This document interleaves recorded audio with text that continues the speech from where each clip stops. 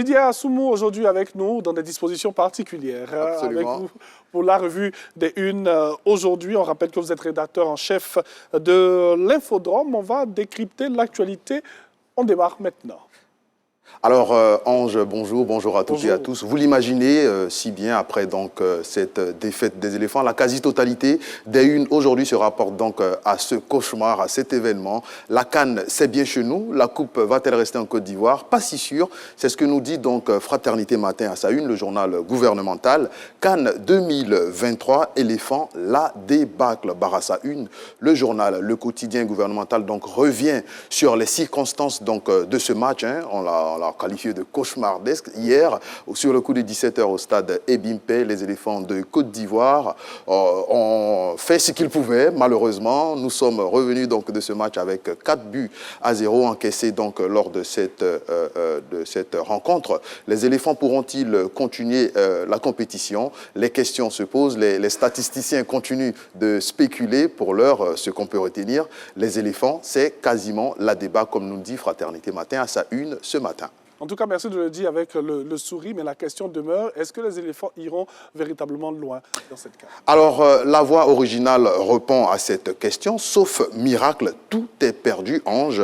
CAN 2023, les éléphants humiliés par la Guinée équatoriale, peut-on lire à la une du journal La Voix originale. Si il y a encore des chances pour la Côte d'Ivoire de continuer la compétition, en tout cas, il faut se référer aux mathématiciens, Ange, parce que ça tient sur un fil. La Côte d'Ivoire, après donc cette défaite 4-0, aura du mal à être repêché comme meilleur troisième. En tout cas, dans le sport, tout est possible, on peut dire ça comme ça. Mais comme nous le dit la voix originale, sauf miracle, tout est perdu. Et vive les calculatrices. On poursuit, Didier. Alors, nous allons cette fois à la une du journal Le Jour Plus. CAN 2023, toujours Ange. Match cauchemardesque, je l'ai dit tout à l'heure. Gassé doit démissionner. Barassa une, le journal Le Jour Plus. La bande désolante de FC Rouage, comme nous dit le journal à sa une. La Côte d'Ivoire humiliée. Les scènes de vandalisme observées justement à Abidjan, aux alentours donc du stade Ebimpe. Nous avons vu des bus caillassés. La colère des supporters qui s'est fait donc ressentir. On espère justement que la police a pu à cette heure donc quadriller ces événements malheureux. Gassé doit démissionner, il l'a répondu lui-même. Après donc cette défaite, lui et justement les responsables de la FIF se retrouveront et les leçons seront tirées après cette grosse humiliation, comme titre plusieurs journaux ce matin. Alors, on continue avec le Patriote cette fois, mais toujours on parle de CAN, débâcle des éléphants face à la Guinée équatoriale, 4-0, il faut le rappeler. Découragement n'est pas ivoirien, mais la pilule est dure à avaler après la douleur. Pourquoi il faut continuer de croire? Il faut dire que le football, c'est vraiment ce n'est pas une science exacte, mais il faut dire que la Côte d'Ivoire a besoin de formation, la Côte d'Ivoire a besoin de plus en plus de centres de formation pour les jeunes, la Côte d'Ivoire a besoin d'investir dans des équipes plus jeunes pour que la relève justement soit assurée. Les prochaines compétitions, c'est bien sûr les éliminatoires de la Coupe du Monde en jeu. On doit donc se retrousser les manches. C'est le football. Il y a des victoires, il y a également des défaites. Il faut tirer les conséquences de cette humiliation pour repartir du bon pied, Ange. Et puis, cette fois, c'est l'Inter donc qui nous dit, qui nous rappelle encore une fois ce match, ce cauchemar, éléphant, la grande humiliation. Titre donc le journal, le scénario de 1984 va-t-il se reproduire? Eh bien, on peut répondre loisiblement que oui. En 1984, bien évidemment, la Côte d'Ivoire était sortie très tôt de cette compétition qu'elle avait elle-même organisée. Le scénario est en train de se répéter, Ange. Voilà ce que nous dit donc l'Inter à sa une. Le quotidien revient pour nous sur les circonstances donc de cet échec et nous fait un rappel historique de cette énième humiliation des éléphants de Côte d'Ivoire en 1984.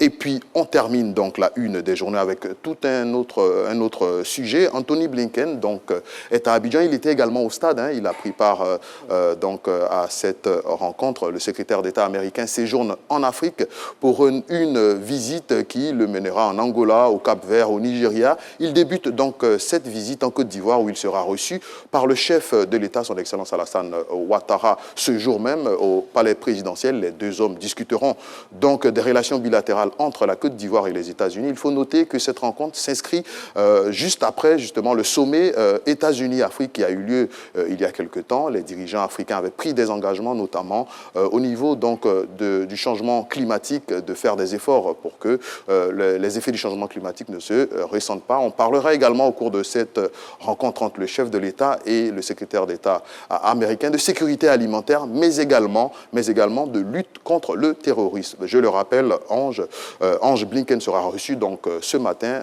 par le chef de l'État ivoirien Alassane Ouattara et il poursuivra sa visite en Angola, au Cap-Vert et au Nigeria jusqu'au 26 janvier 2024.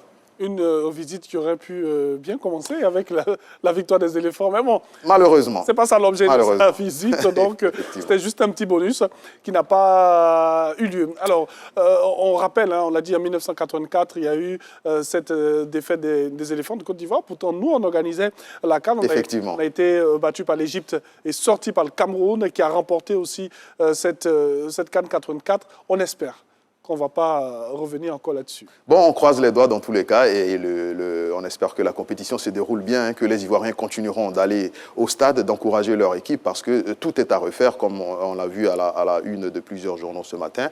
Mais l'espoir n'est pas perdu, il faut se retroucher les manches et repartir du bon pied. Et c'est très rare de voir que l'ensemble des journaux fait l'unanimité. C'est l'unanimité, absolument. Il n'y a rien à dire. Il n'y a pas d'explication à donner. Une défaite, on la comprend, 4-0, difficile à avaler comme pilule.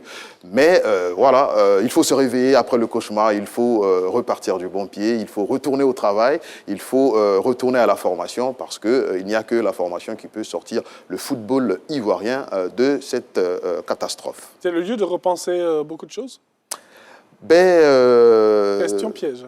Je vais dire qu'il faut soutenir la CAN, c'est bien nous qui l'organisons. Nous avons promis donc la CAN de l'hospitalité, la CAN la plus belle jamais organisée. Il n'est pas encore tard, même si l'équipe de la Côte d'Ivoire a vacillé. Mais il faut reconnaître que les Ivoiriens se sont mobilisés comme un seul homme pour faire de cette compétition un événement exceptionnel. Il faut donc continuer jusqu'au bout à soutenir la CAN, à soutenir toutes les autres équipes présentes jusqu'à la fin de la compétition.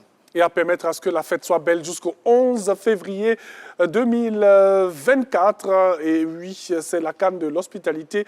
Elle est belle, cette CAN. Elle sera encore plus belle si on y met du sien. Et puis, voilà, merci beaucoup. Allez, merci. On se retrouve très bientôt. Et d'ici là, que Dieu nous garde. Ben oui, et on